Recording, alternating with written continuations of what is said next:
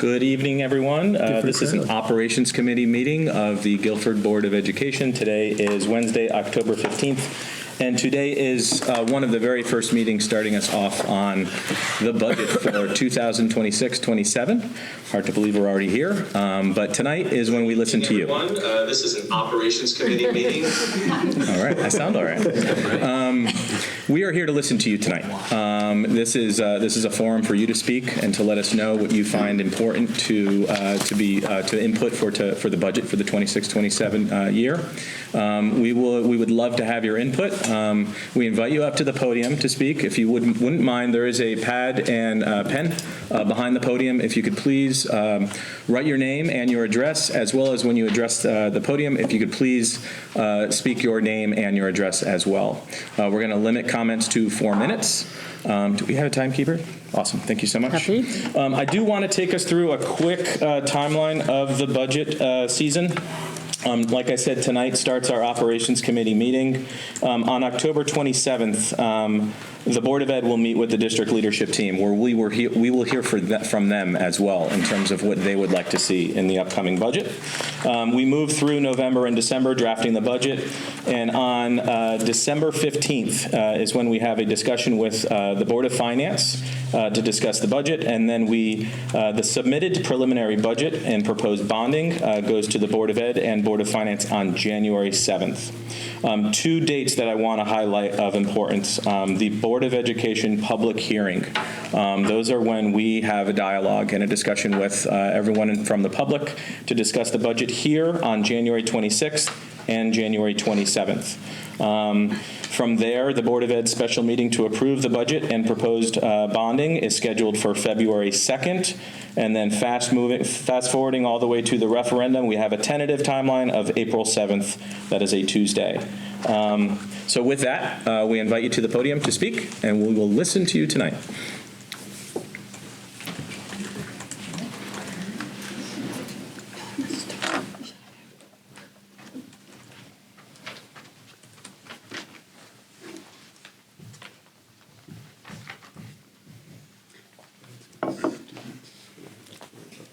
Yeah, I was keeping that. I'm keeping that in mind. Do you mind being the timekeeper? Not at all. Okay.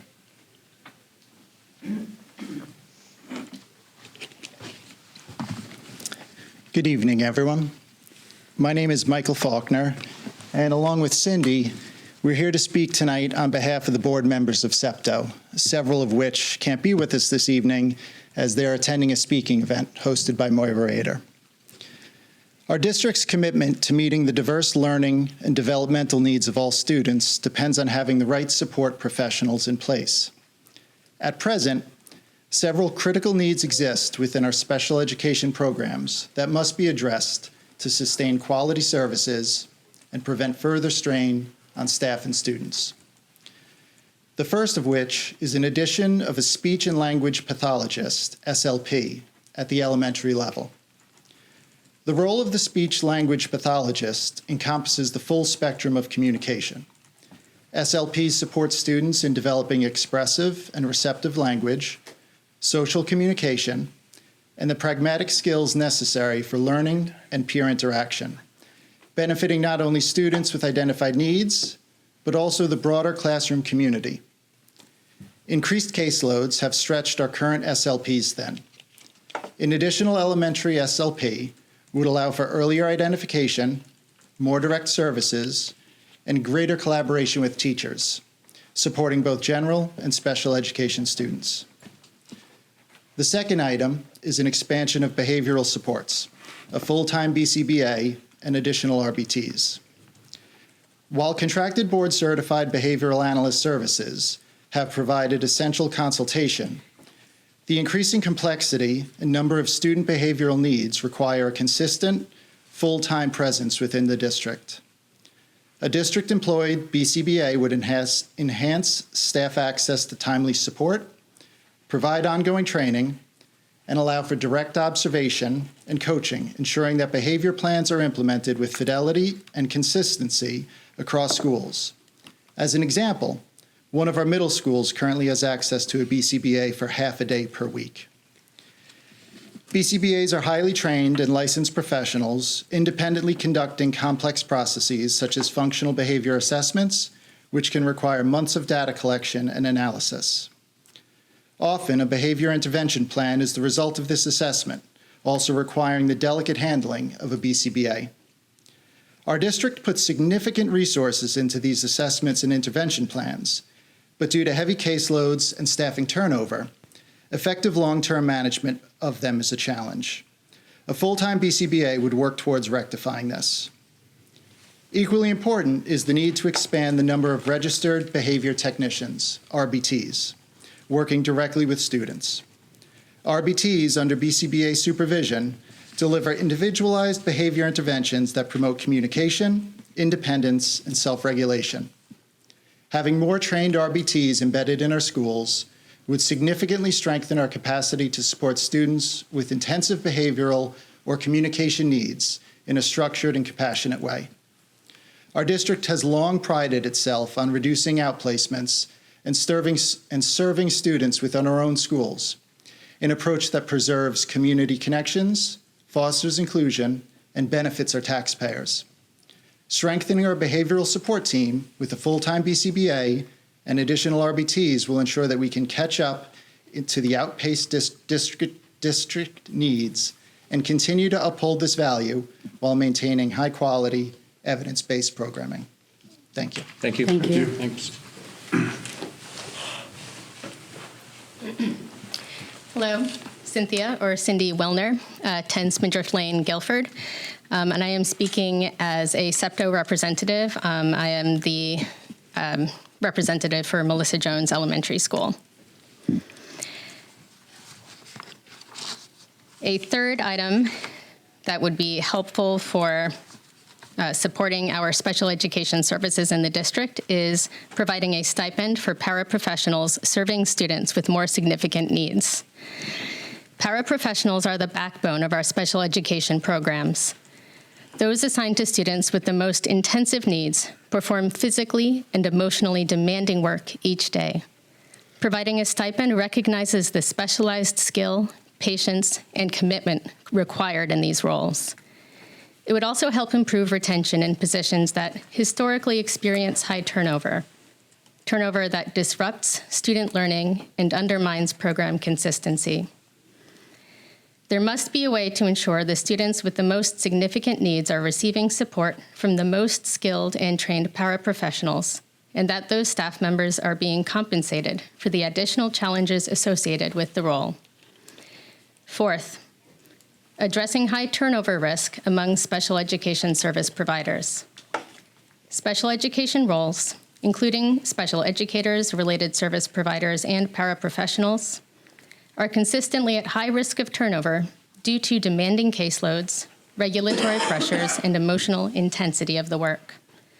Competitive compensation, including targeted incentives, is essential to improving retention rates and ensuring the quality of service. Fifth, restoration of a full-time occupational therapist, or OT, at the elementary school level. Occupational therapy plays a foundational role in helping students access and benefit from their education. OTs support the development of fine motor, sensory regulation, and executive functioning skills that are essential for participation in daily classroom routines. These skills are central to ensuring that students can engage with the curriculum and meet the requirements of a free and appropriate public education. Within the last year, our elementary schools lost a full-time OT with years of in-district experience and now rely on a contracted provider.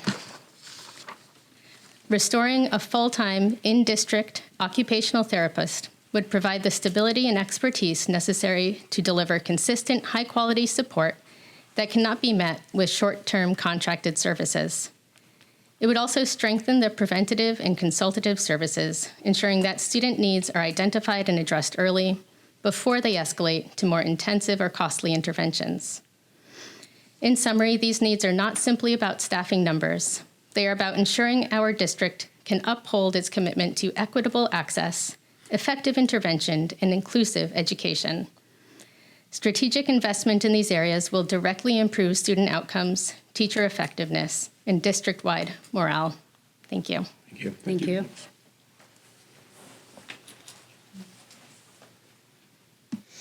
Hello, my name is Ayla Davidson, 128 Rockland Road. I am speaking on behalf of myself and my husband, Owen, who is home with our children.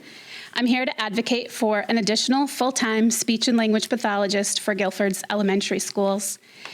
This is my first meeting speaking, so if I get a little emotional, it's because of my nerves and my deep care for our students and our staff.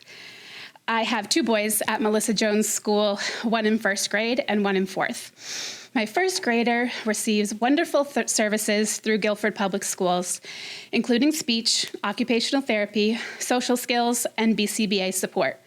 We really are truly grateful to live in this district and for his entire team and the staff who help him access his education every day.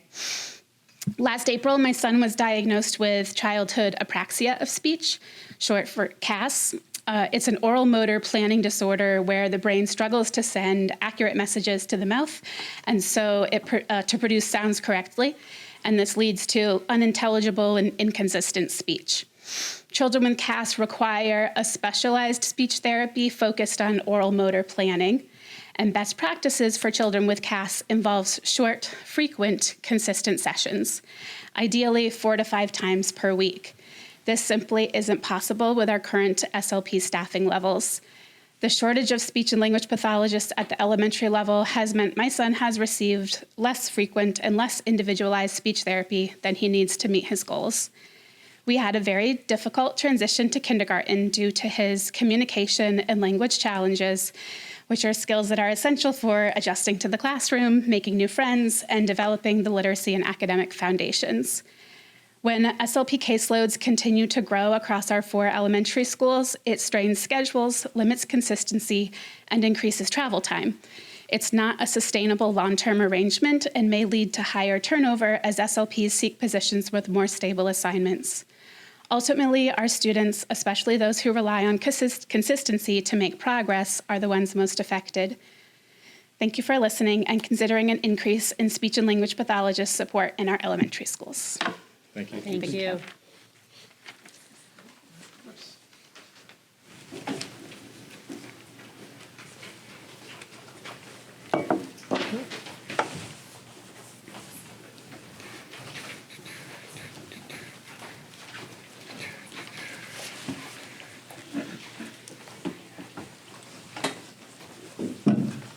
Hello, Brittany Stallsberg, 170 Chestnut Grove. Good evening. I am the mother of 3 children in Guilford, a first grader and kindergartner at Cox, and a preschooler at Lakes. I am also the PTO grade representative for both kindergarten and first grade. Thank you for the opportunity to speak tonight. To me, keeping class sizes small at the elementary level, especially in grades K to 2, is among the highest of priorities. There is no question based on research that smaller class sizes lead to better educational outcomes.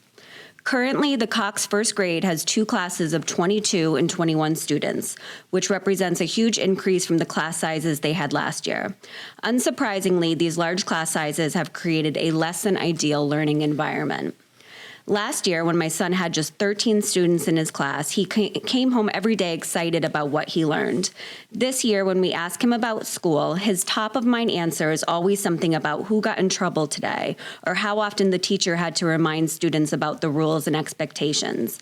He no longer talks about what he's learning. His stories are now about classroom management, not his education. Guilford can do better than this. Our class sizes in first grade are above Connecticut state elementary averages, according to the National Center for Education Statistics.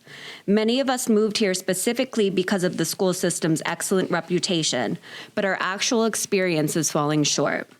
As you create the budget for next year, I ask that you ensure the lower elementary grades, including first and second, have 3 classes instead of 2 to keep class sizes appropriate, manageable, and set the stage for all students to succeed and thrive. Thank you. Thank you.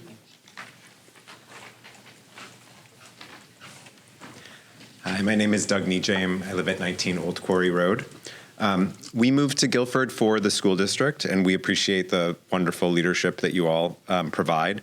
I'm a parent of a first grader at A.W. Cox, where, as you heard, there's 2 first grade classes with sizes of 21 and 22 students, which is a 50% increase on the class size from kindergarten, and there's no paraprofessional in the classroom. My son Otis has an IEP. He thrived in kindergarten at A.W. Cox with a small class size and a para in the classroom.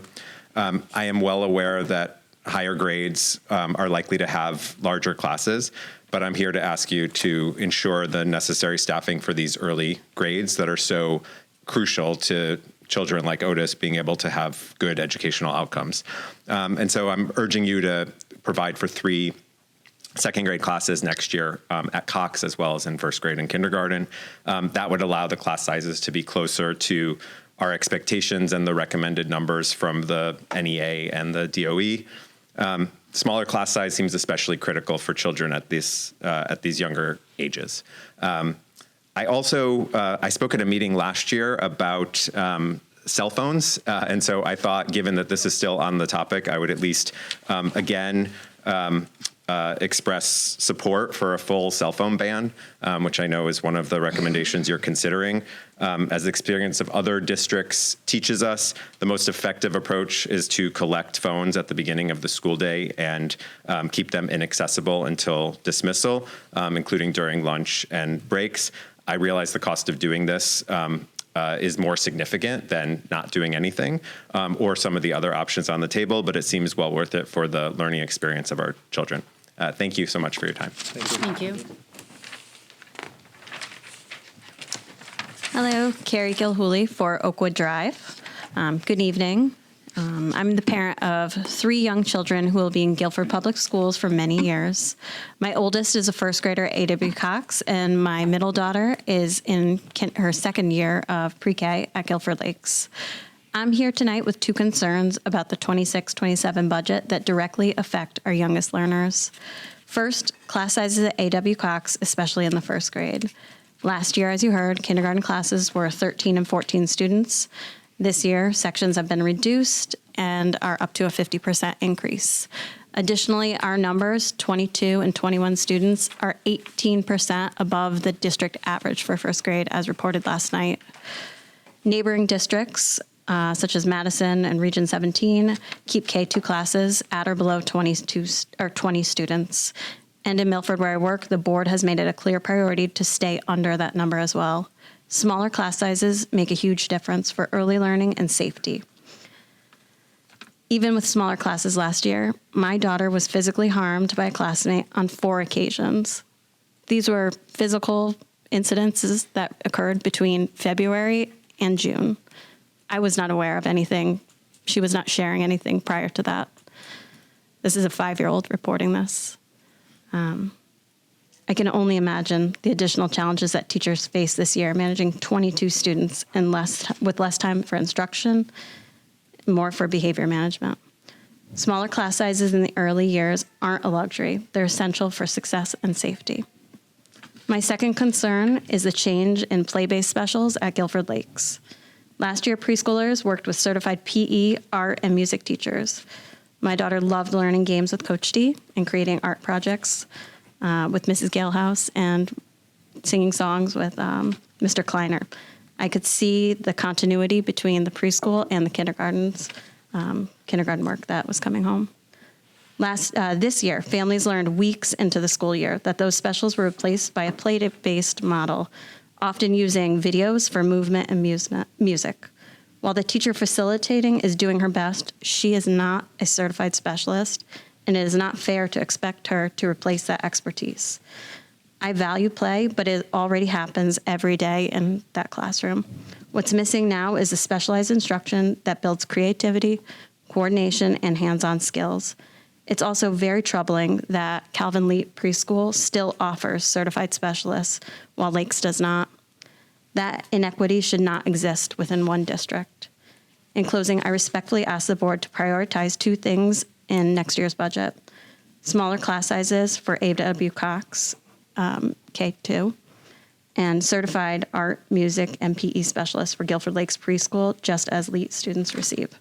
These are essential investments in safety, equity, and quality education for Guilford's youngest learners. Thank you for your time and commitment to our children and schools. Thank you. Thank you.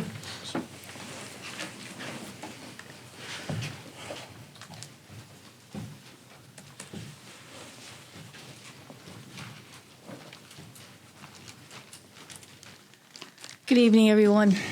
First of all, thank you for your service and your time. What's before you is not going to be an easy task, and I'm well aware of it.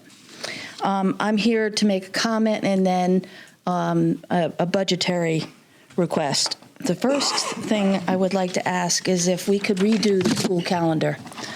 This is very confusing.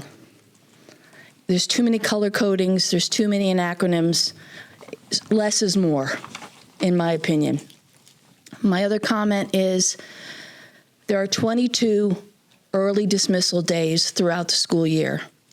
That is really a hardship on working families. I know it's probably a union issue or something that has to be worked on, but I'd like to put it on your radar because 22 days of early dismissals is really hard on working families. The other thing I wanted to talk about is a budgetary item, and that is not just to Guilford. It's really probably statewide an issue with speeders that go through school buses. I have seen it. I've made multiple requests to Guilford PD. They've been more than helpful. They're well aware of it. So my request to the board is consideration of installing external cameras on the stop sign arms of school buses. This is a program that is currently being run in New Haven, Bridgeport, North Haven, Danbury, Shelton, and Trumbull. And the person who speeds or runs the school bus is ticketed with a $250 ticket. That fine is how they pay for the installation of the cameras. I am more than willing to help and get involved and do whatever I can, but I've personally seen it just shouldn't be on the backs of Guilford's children that people are late to work. It's just not right. Not only that, it's happening in our schoolyards. They're running the school buses because they pick their kid up and they want to beat the buses out. So that's something that I feel very strongly about, and I would hope the board would consider that as a budgetary item. And like I said, I'm more than willing to step up and assist or get involved in any way that I can. Did I say my name and address? Didn't I was just going to ask you, Veronica. Sorry. No problem. Veronica Wallace, 386 North River Street. Thank you. Thank you. Veronica, thank you.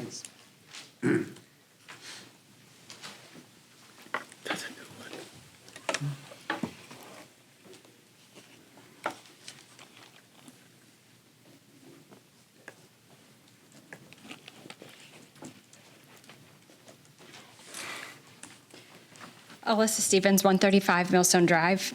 Good evening. I'm here as the parent of 2 children in district, and as someone who's seen both the incredible things our schools can do and ways that some kids still fall through the cracks. Like so many families, I've watched bright, creative students struggle not because they can't learn, but because they learn differently. Some kids need structured literacy instruction like Oren Gillingham or Wilson to unlock reading, programs that work but that not every teacher has had access to. Others struggle with behavior, not out of defiance, but because they're overwhelmed, anxious, or still developing the skills to manage big feelings. For those students, the way we respond matters. Earlier this year, I attended a training with Dr. Ross Green, the founder of Collaborative Problem Solving, to learn more about this approach. What he said rang true. Kids do well when they can. And that concerning behavior is simply the way in which some kids communicate that there are expectations that they are having difficulty meeting, likely due to a skills gap or unmet needs. His model focuses on identifying unmet expectations, which he calls unsolved problems, and engaging kids in solving them. Because solved problems don't cause challenging behavior, unsolved problems do. Collaborative problem solving and other evidence-based trauma and neurodivergent informed approaches can turn difficult moments into opportunities for growth instead of frustration. With recent policy changes around restorative practices and school climate, it's even more important that we provide this training district-wide. To make these policies truly effective, we need staff who have the right tools and enough staff to help. This means adding social workers, counselors, and BCBAs in each building who can address these challenges in real time and in meaningful ways. Without the right supports and tools, these policies will remain just words on paper that can't be followed through in practice. We know from comments shared at Board of Ed meetings last year and even as recently as last night that we have students struggling with challenging behaviors who deserve the right support. Additional staff could also ensure all students receive social and emotional learning instruction, which is foundational to our Portrait of a Graduate competencies, and something that used to be provided by social workers but is no longer possible due to their high caseloads. And for our neurodivergent students, those with ADHD, autism, or other learning differences, understanding is everything. Too often they're told to try harder or asked to learn skills that help them appear more neurotypical instead of being supported for who they are. They're not trying to be difficult, they're trying to be understood. Research shows that by age 10, children with ADHD have heard about 20,000 more negative comments than their peers. 20,000 times they've been corrected, criticized, or misunderstood, often for behaviors that reflect how their brains work, not who they are. Our teachers and staff care deeply, and I know they're not intentionally missing the mark, but without ongoing learning about how neurodivergence presents and more tools in their toolbox, we'll keep falling short. This isn't about blame, it's about giving teachers and staff the support they need to meet every child where they are. Now that the state requires consistent, effective approaches to managing challenging behavior, we need the staff and tools to be able to do so. All students deserve classrooms that are emotionally and physically safe. That's why I'm asking that this year's budget include funding to expand Orton, Gillingham, and Wilson training so more teachers can support struggling readers, provide district-wide training in collaborative problem-solving and other trauma and neurodivergent informed practices to support restorative and inclusive school climates, offer ongoing professional development focused on neurodiversity and inclusion, not just to support neurodivergent students, but to educate everyone around them about acceptance and understanding.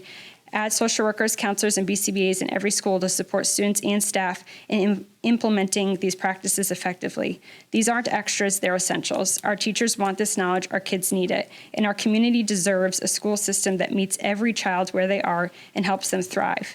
Thank you for listening and for continuing to make our schools places where all students can feel understood, supported, and proud of who they are. Thank you. Thank you.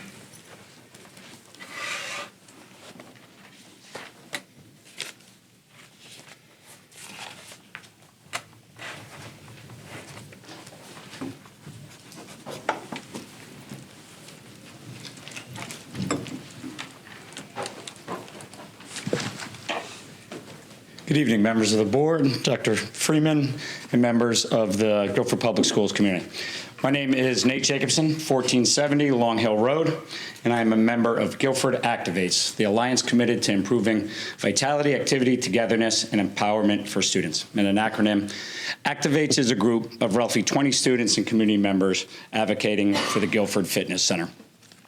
We stand for a vision of a thriving school community, one where every student, regardless of their athletic ability or background, has access to state-of-the-art fitness center that supports physical wellness, mental health, confidence building, and meaningful community connection. As you prepare for this year's budget season, Guilford Activates respectfully asks you to consider two key priorities in alignment with our mission and the Guilford Public Schools Portrait of the Graduate. First, with the board allocating $350,000 toward upgrades for the fitness center, there is an even greater need now to ensure dedicated supervision and equitable access. It would be a missed opportunity and a shame to invest so much in new equipment only for the space to remain underutilized due to a lack of supervision. Last year, many advocated for a fitness center coach, a critical position to ensure that all students can safely and fairly access the facility. Currently, only students in certain PE classes or athletes whose coaches volunteer their supervision have access. This creates an unintentional disparity, disproportionately benefiting male athletes, while female athletes and non-athletes face significant barriers to getting into the fitness center. This is fundamentally an issue of equity, safety, and student wellness. A staffed, supervised fitness center opens the door for every student to benefit from physical fitness, not just a select few. Second, we strongly urge the board to prioritize meaningful student involvement in the planning and design of the fitness center upgrade. Students are the primary users of this facility, and their voices must be at the center of decision-making to ensure the upgrades truly meet their needs and aspirations. While community involvement is important, the emphasis should be on creating formal, ongoing processes that engage students directly, alongside PE staff, coaches, and community partners, to guide how this investment shapes the future of the fitness center. A fitness center that will likely be effective for the next 30 years. I'm kind of a long-range planner on how I'm thinking, and I realize this significant of an investment is going to be there for a lengthy time. In closing, wellness is foundational to student success, physically, mentally, and emotionally. By investing in supervision and centering student voice in planning, we take two powerful steps toward realizing this vision. Thank you for your time and your continued commitment to student wellness and equity. Thank you.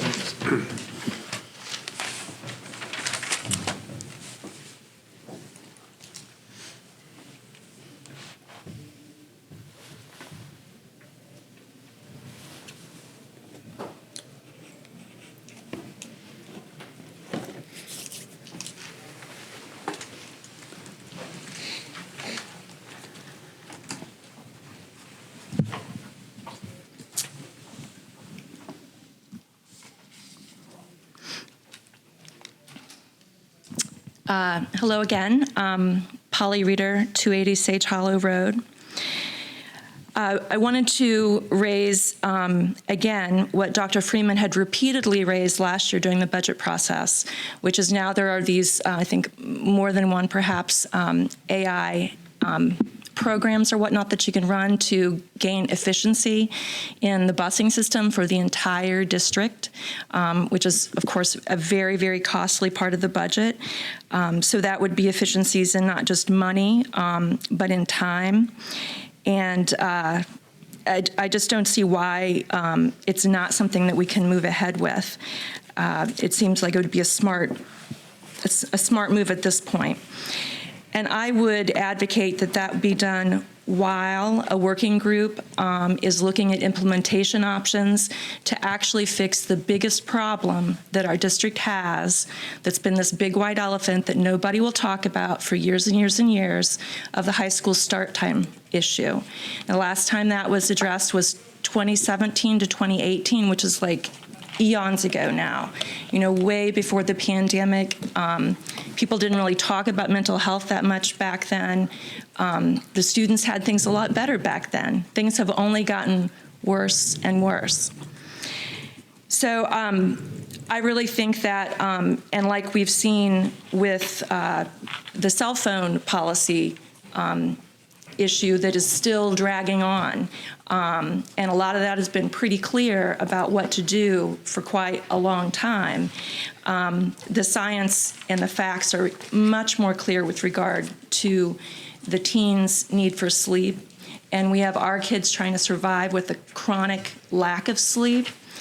So I think, we could put community representative group, staff group, whatever, to put some resources toward helping the admin and options for the board to look at, and community conversation about what we can implement in terms of a change.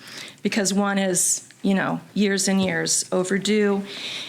More and more districts are doing it in Connecticut. They have sports teams. I mean, it's not, it's not rocket science in some ways.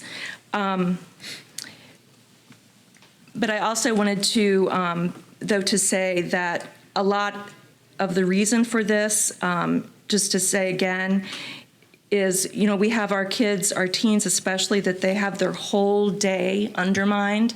So we're talking about 1,000 kids, not talking about a team or a classroom or a grade level, 1,000 kids. What do our suicide attempt stats look like? What do the numbers of kids going into the fantastic counselors we have always available in the high school that we hear, their doors are always open and they're always meeting with the students? I mean, those numbers are going up and up and up, I would guess. And meanwhile, kids who don't even have such problems to that extent on a particular day or month, they're carrying around higher blood pressure, they're carrying around a higher stress load. It could go on, and obviously their learning is suffering. greater sports injuries, car accidents, et cetera. So, I mean, I really think about, student time, learning outcomes, and 100 of our teachers' time is really, teachers' time is a massive, massive resource for the district. And I feel like it's being squandered in the high school, and particularly at first period. I mean, I cannot tell you now, my oldest kid's a junior, the time and again I hear from him, thank you, and from other kids about, first period is just like, they're not even awake for a lot of it. So lastly, I wanted to say that I think it does present actually a fantastic opportunity, because clearly the best way to do this and the way other districts have done it is to swap the elementary with the high school. So what do the elementary kids do? I think it would be fantastic. We're at 4 minutes, and we want to give everyone a chance. Thank you. So I'm going to ask you to wrap up. Can you imagine, rather than going home and maybe being on Polly, an iPad, I am going to ask you to wrap or up, whatnot, that they could we could expand the programs we have at Cox and Leet. It would be very much directed towards portrait-driven graduate outcomes. Thank you, Polly. It would not be expensive. I just wanted to add, I think you could also Polly, we can take more para comments. jobs by putting that together. Thank you. With the other roles. Thank you. Thank you very much.